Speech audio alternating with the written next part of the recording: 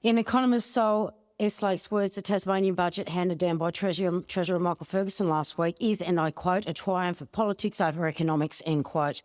By the end of 2028, Tasmania will be $8.6 billion in debt.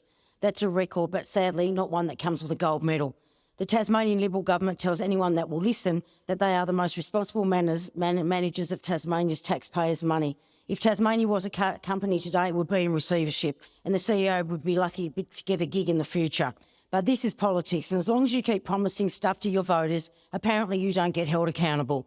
The Jacqui Lambie Network MP for Lyons, Andrew Jenner, won't sign a new agreement with the Rockliff government because the Premier refused to end the Liberal Party's use of public funds to pay for what the Integrity Commission has labelled electoral bribery. As Mr Jenner put it, and I quote, "It is nothing more than blatant vote buying at taxpayers' expense," end quote. Treasurer Ferguson has announced a record spend on infrastructure, $5.1 billion of Tasmanian taxpayers' money. Saul Eslake found that over the next 3 years, Tasmania will be running the country's largest public sector infrastructure program relative to its size. The current Tasmanian Liberal government is good at ignoring things. They have ignored all of Mr Eslake's suggestions for raising revenue, all of them.